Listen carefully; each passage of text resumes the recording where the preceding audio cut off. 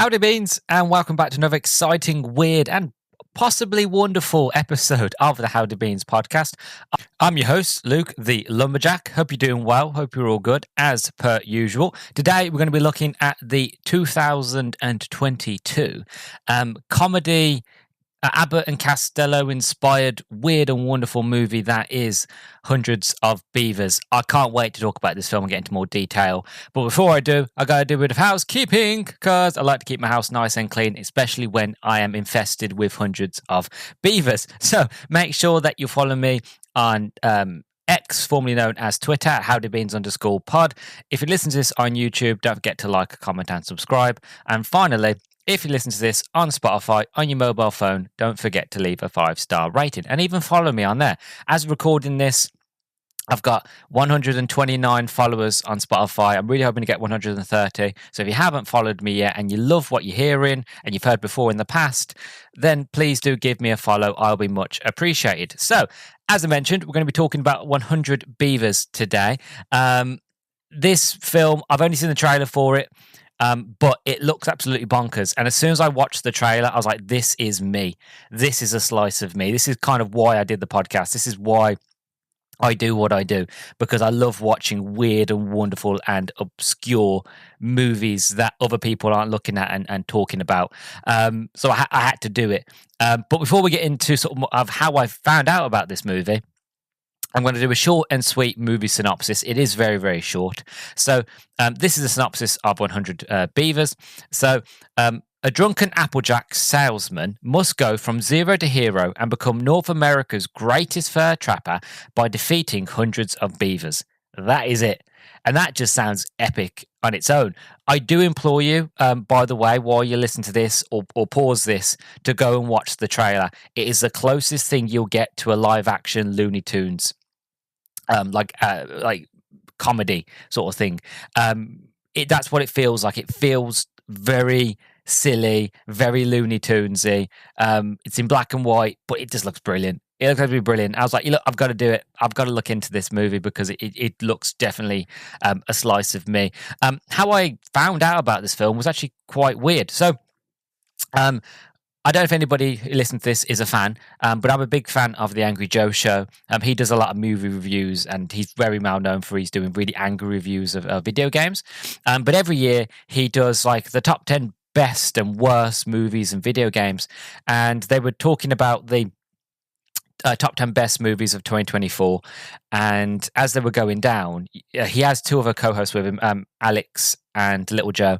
And they were basically, both of them said one of their most favorite movies of last year was 100 Beavers. And they were talking about it. And I take they are some of the few people online whose opinions on movies and games I actually take seriously and I listen to. So if they're saying this movie is as good as it is, I thought I've got to check it out. And again, I watched the trailer. It blew me away. But I don't know if you've heard about this thing. It's called the frequency illusion, right? So anybody that doesn't know, so it's a cognitive bias in which a person notices a specific concept, word, or product more frequently after recently becoming aware of it. The reason that is relevant is the fact of ever since I have discovered Hundreds of Beavers, I have seen it everywhere. Every time I go on to YouTube, the trailers there, or there's people doing reviews about it. I go onto Instagram. There was, I've missed it now, sadly, but there was the people that made Hundreds of Beavers. They come to the UK and they were showing it in select theatres. Sadly, by the time that I saw the ad, and they were showing it where I live, it had passed and they'd sold out. But I've seen it everywhere, and I've seen people talk about it, and I've seen beaver pictures, and it's like, it's just one of those where I feel like I'm going crazy. You know, I'm seeing beavers everywhere, and I'm seeing this movie everywhere. And it was just one of those things of like, you know what? I can't escape it. It's going to do my head in. I can't wait, because I was going to put this off. I was going to watch it in my own time. But I figured, you know what? The universe or something is just saying I've got to watch this movie. So I thought, screw it. I'm going to jump straight in. I'm going to do a review on Hundreds of Beavers because it looks brilliant. And I really, in all fairness, I do really, really want to watch it, to be honest. So this is a good excuse to get around to watching it. As for sort of a bit into production, So, Hundreds of Beavers is a 2022 American independent slapstick comedy directed by Mike Chilslick in his feature directorial debut and written by Chilslick and Rayland Tools. The film stars Tools as Applejack maker Gene Kayak, who, in trying to win the hand of a merchant's daughter, finds himself embroiled in a conflict with beavers. Chelslick and Tools, who previously collaborated on multiple projects, developed the idea for Hundreds of Beavers in October 2018. The film was shot in black and white in rural Wisconsin and Michigan across 12 weeks during the winter of 2019 and 2020. Editing and post-production was completed in 2022 and produced on a low budget of $150,000. Inspiration for the film came from watching comedies such as Abbott and Costello, Buster Keaton, Charlie Chaplin, and The Three Stooges, alongside video games and Let's Play videos. Hundreds of Beavers premiered at Fantastic Fest on September the 29th, 2022, and has been met with critical praise and numerous accolades. Multiple outlets have listed the film among the 10 best films of the year. Chelsea and Luz rejected the distribution offers made to them due to the limited release schedules and instead self-distributed their film. The original theatrical run grossed more than 5 times its production budget, and it received a video-on-demand release on April the 15th, 2024. Now, this movie came out, like I said, in 2022, but I feel like it got its biggest sort of push when it came out on VOD last year, and that's probably why it's in the zeitgeist now. So, as for a bit more in sort of the production, so filmmakers Mike Cheslick and Raylan met at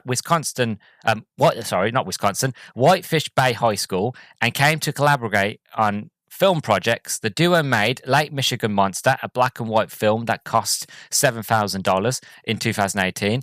The idea of Hundreds of Beavers was created by Chelsea and Luz White at a bar in Milwaukee, Wisconsin in October 2018. Chelsea directed, wrote and edited and created the visual effects for the film, while Luz played the lead role. It was originally conceived as a parody film of The Reverend, and survival films. The script was a 2-page treatment filled in with note cards and gag drawings, which Chelslick compared it to the screenwriting techniques of George Miller. Enough money was raised to film the first act, which was shot over the course of 3 to 4 weeks. The footage was then showed to other investors, which allowed the rest of the film to be shot. The black and white film had a budget, as I said, of $150,000. It was filmed over the course of 12 weeks by a 6-person crew using a Panasonic GH5, which filmed in 1080p in the winter of 2019 and 18. The beaver suits were purchased online from a Chinese mascot website, with the teeth being modified by the filmmakers. Eric West, Daniel Long, Jay Brown, and Mike Wazowski wore the beaver costumes. John Truty was the film choreographer. Over 1,500 visual effects were made using Adobe After Effects. Editing and post-production took 2 years to complete. Tool's father, Wayne, composed and performed songs for the film. Sound designer Bob Bartio used wooden kazoos, wooden clipper toys, and other wooden objects for the sounds in the film, and used audio distortion for scenes including violence, as violence sounds funniest when it's really distorted. So basically, from reading all this, it seems to me that it was not just a passion project, but it was a friends and family affair. You know, it was very much the fact of let's not spend any more money. That's the fact of, look, let's get our mates involved. Let's shoot us and our friends just being silly, in beaver costumes and stuff like that. Let's get my dad will do the music and so on and so forth. And what I love about this is not that I love indie movies, but what I love just reading this, to me, it just screams passion. It screams to me the fact of, you don't need millions and millions of dollars to make a movie. All you really need is a camera and a couple friends. That is it, really. It doesn't even have to be good. It's like, a lot of movies, some of the best indie films are ones that are done on shoestring budgets, and it really is like, that sounds like a lot, $150,000. Yeah, that's a lot of money. But in terms of movies, it's not really, when you actually realize how much has to go into paying for like sound effects and music and things like that. It's not. So just get a couple of mates together with a camera. Brilliant. Hilarity ensues, So that, if anything, has got me more excited to know that it is basically the creators and their mates, the whole family is involved. I just can't wait. I'm going to stop now because I feel like if I keep going, I'm putting it off, and I'm so excited. So I'm going to go off now and watch Hundreds of Beavers, and when I come back, I'm sure hilarity will ensue, and I just can't wait. So without further ado, off I go.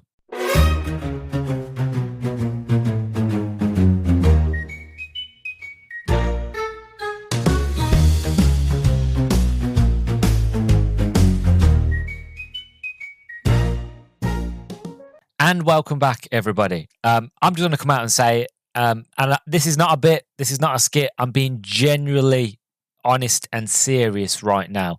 Hundreds of Beavers is one of the best movies I've ever seen in my life. It is brilliant. It's perfect. It's hilarious. It has everything that you want in a movie and more. The comedy and the slapstick. I've never laughed so much in my life to a movie. I was in tears laughing all the way through. I never knew what was going to happen. I couldn't even sit there and try to guess of like, oh, this is going to happen now. It was never predictable. There were moments in this movie where, honestly, it was like the movie would be one thing, and then all of a sudden it would be another thing. It went from being like a guy trying to survive to him learning to become a trapper. Then he becomes a spy. And then at the same stage, you've got like a Temple of Doom sort of Indiana Jones moment where they're on log flumes trying to run away. He's running away from beavers. And then it gets into one of the most epic bar fights I've ever seen. Absolutely hilarious, well choreographed, and just silly but incredible.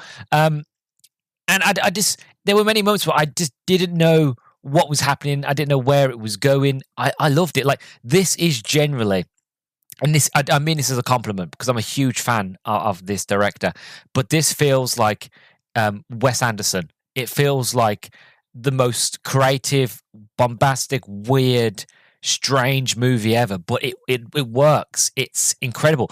I'm in love. Generally, I didn't want it to end. I wanted it to keep going. I wanted to see more jokes. I wanted to see where the story goes, what happens with the character. Because it's honestly, I have no words. Just you've got to see this. You've got to watch this movie. It is brilliant. It is one of the best movies ever made. And the movie's made $1 million, which doesn't sound a lot, but considering this movie was made for $150,000 and it's made $1 million and it's still making money, it's just bonkers to me. I'm speechless. I am. I'm never usually speechless. I generally think this is one of the best movies ever.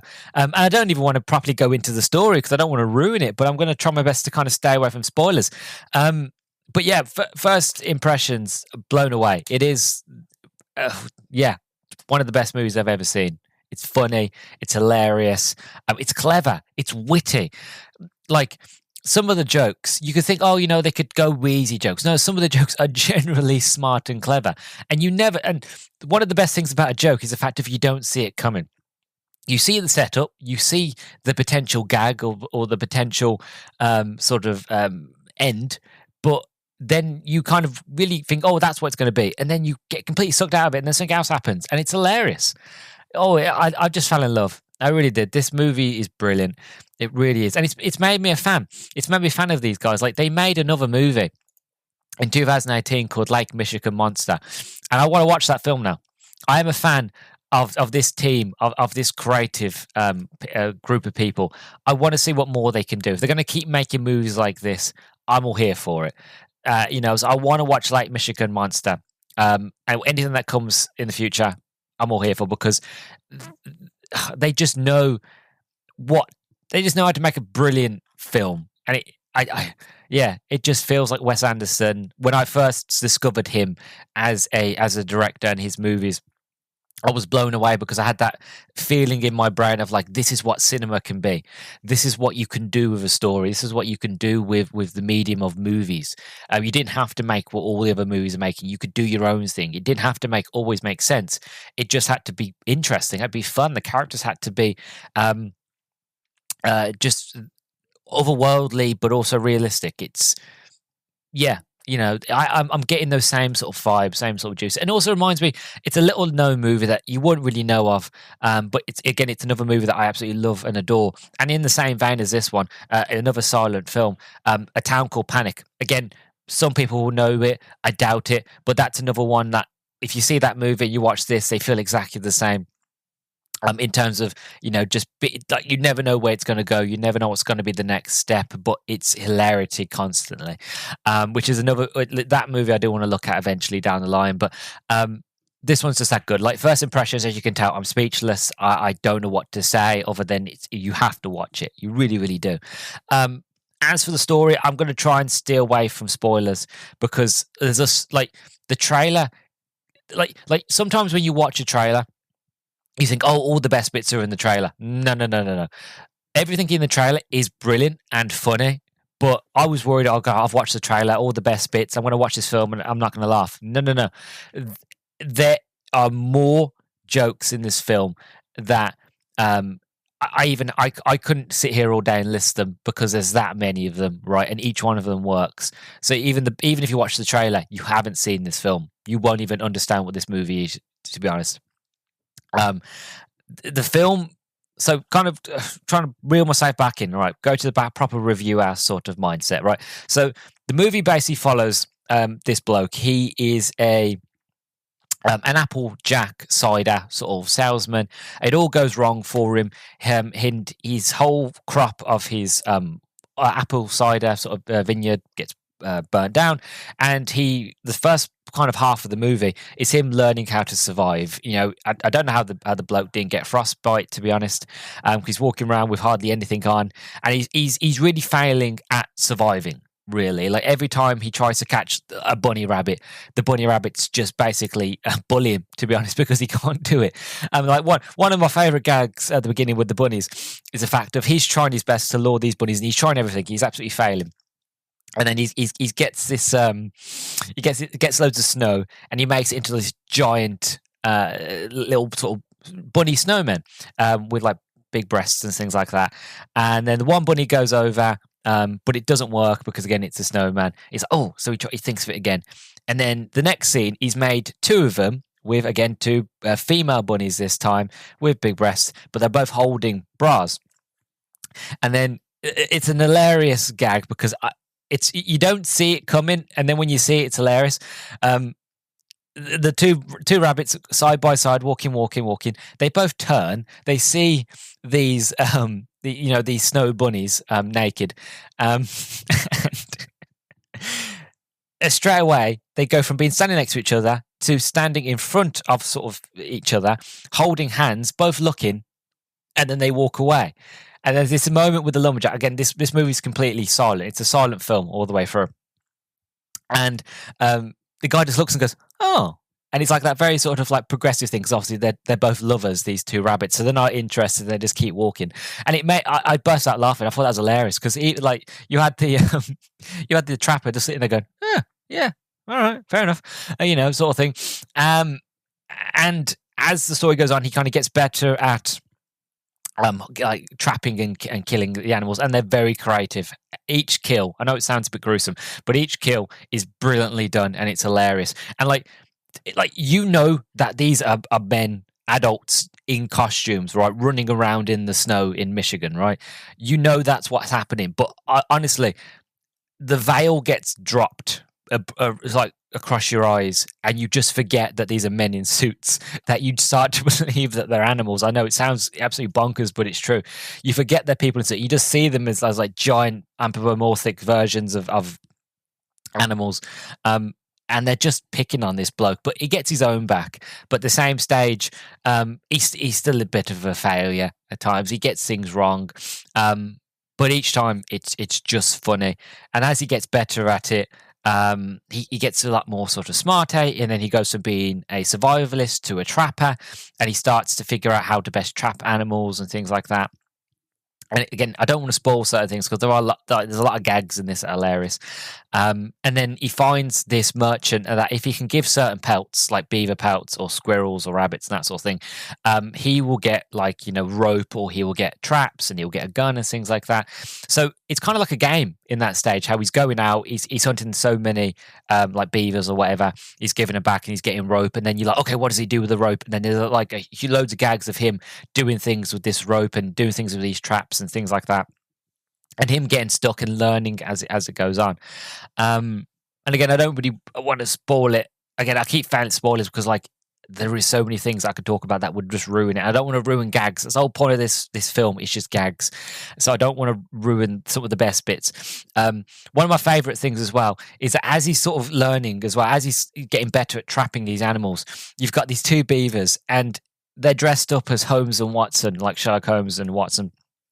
And it's hilarious because you've got he's sort of trapping these animals in different ways, and they're coming across, and there's like outlines in the snow of like animals that he's caught. But the problem is, we've seen how these animals have been caught, but when you look at the sort of the outline of them, some of them look like they've been stretched. Some looks like some of them they've got like more than like 1-2 pairs of arms and stuff like that, and they're trying to figure out, and you can see. Like it's very clever. They're looking at him, what's going on, and it's just funny how like he goes back to find his another pal because he goes around like in a circle. He has like different traps set around, and he goes around in a circle. He goes back to this one trap, and he does it like this is the hilarious part. He never really takes knowledge of anything going on around him. He's just focused on getting these pelts, right? And with one pal that he goes to, there's like tape around going crime scene all around it, and he just goes onto the tape, picks up, and then you've got Holmes and Watson, Beaver behind him, trying to grab him, chase him, but they keep falling over. That's another thing I want to mention as well. Because they're blokes in suits and because they're running around in deep snow, they keep falling over. And there's loads of like you would say errors and mistakes where you can see they're running and they're big sort of beaver or rabbit or like shoe or things that they've got on, they keep falling off. And then you've got like the actors themselves actually falling over in the snow. And it's funny, even if like that was by accident, even if they didn't intentionally mean to fall down, it's still funny. And yeah, the story as it sort of goes on, he's trying to get all these pelts because he's in love with the merchant's daughter. And the merchant basically says to him, like, look, well, says to him, it's done really smartly. Basically, he's like, if you want my daughter's hand in marriage, if you want to marry my daughter, I need hundreds of beavers.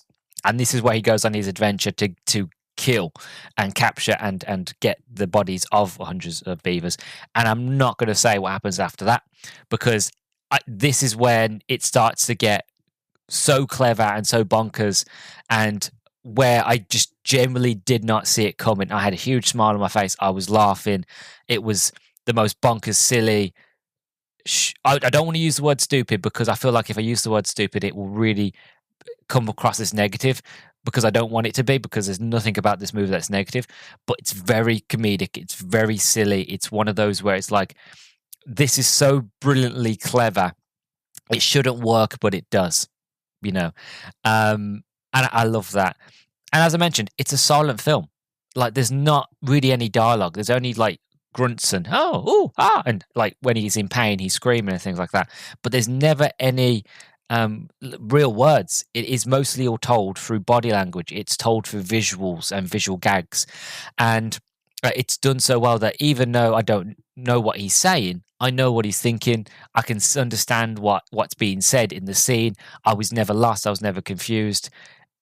It was a silent movie and it was brilliant. It reminded me of like Mr. Bean and, like I said, A Town Called Panic and things like that. Of like, you don't need language to tell a story. You just need to have good emotive sort of acting and really even if you could say overacting at times, to really ham home the idea of this is what the emotion that the character is feeling, or this is what the because again, you can't see the faces of the people in the suits because they're just wearing giant suits. So how do you convey emotion with a man dressed as a beaver? by doing huge, silly moments of hand gestures and waving of like, "Oh, please don't hit me," and things like that. And it's done really, really well. And I just, yeah, honestly, I just love this film. I do. And like the production, as I mentioned in the in the introduction about the production, they spent time, weeks and weeks and weeks in, sort of the forests of Michigan during the winter time to get these shots. I'll be honest with you, hand on my heart right now, I really wish that I was walking around the Michigan forest doing the trails when they were shooting this film, because it would have been the most insane thing in the world to just walk around the trail, minding your old business, and then out of nowhere you see loads of people dressed as beavers, and this one guy chasing after them or just doing things. That would have been the most funniest thing ever. Like it must have been hilarious, not just if for an onlooker, but you can tell that they must have had a lot of fun. And I'm willing to bet that some of the gags, some of the things that happened in this was probably done by accident, either them falling over, not meaning to, and things like that. Like, I just feel like as this movie went on, it was just, I could just imagine them filming it being like, go run over there. Oh, God, he fell over. Oh, he ran into a tree. Because there's many moments where, like, you can see them running and the head is on backwards or the head's on sideways, and you can tell, like, that he can't see nothing. And I would imagine I've wore one of those. A friend of mine is a fairy, and I had to go to conventions with him and be his handler. And I tried on the big sort of masks or helmet things that they wear. And when I tell you, you can't see anything, you can't see anything. You can see what's in front of you, but you have no peripheral vision. You have no idea what's going on around you. So I can imagine that if it just moves just a little bit to the left or to the right, you're blind, So those moments where that happens, or where they fall over, or where you've got loads of beavers and you've got they're carrying big logs, obviously to go take to their dam. There are moments there where you're like, you can see the actors are falling over, they're dropping it, they're not being able to do it, but they've left it in because it's funny, because it's silly. It works. It really, really does. Like, yeah, honestly, this is hands down the, could say one of the best movies I've ever seen in my life. It's up there with like Amelie for being creative, being different, being wonderful, having the hallmarks of Wes Anderson, but also being incredibly unique, being incredibly silly, creative, witty, clever. Just brilliant. Honestly, if I could give this movie anything, I would just say it is outstandingly brilliant. And I recommend anybody to go and watch it. And that's my overall thoughts, honestly, is the fact of watch this movie. You will not regret it. You really, really won't. If you're in a bad mood, it will cheer you up. If you are looking for a movie that is different, that you've never seen before, this is it. And I just hope, my fingers are crossed, that these guys, with all this extra money, with all this extra sort of our recognition, that they just take that and they just make another film. I don't care what it is. I don't care what the topic is. That doesn't bother me. I just want to see more films from this guy, and I want them to keep the same veins, keep the same values of like, make these low budget sort of indie films, but make them feel bigger and more grander than they are. Because if I didn't know how much this movie was made for, I would probably think it was made for a lot more, because of how it just feels that way. Especially how it's mostly all practical effects, but they do use special effects and things like that. But when the special effects happen, they're done in such a clever way that it is special effects, but it's just, you don't mind, because majority of the movie has all been practical, so you understand why there needs to be certain sort of effects here and there, but it just works. That's what I can say about this movie. It just works. It is a functioning movie, and I would even go as far as to say this is cinema. This is what we made movies for moments like this, for stories like this, for to tell a story like this without having the need of language, just being able to tell a narrative that works no matter who you are, no matter where you're from. Funny's funny. Somebody falling over will always be hilarious, especially when it's in snow and things like that, So yeah, I love it. I'm absolutely smitten. I am. Am just in awe of this movie, of the writers, of the director, of the editor, everybody generally. If there is an opportunity or a chance that the creators of this movie, for some unknown reason, are listening to this podcast and have gotten to this part, I just want to say this is for you. Thank you for making this movie. Don't stop making movies. Keep being creative. Keep sort of being yourselves. You did a brilliant job, and honestly, I will, from the bottom of my heart, everybody on that team just deserves all of the love and appreciation that they get, and all the work that went into it. It is just hands down brilliant, incredible, amazing, wonderful. So yeah, you all deserve sort of a round of applause. And yeah, that is all I have to say. I could say more, honestly, I could, but I don't want to spoil it. I really don't. I want to leave the best gags for the movie, because it's so funny.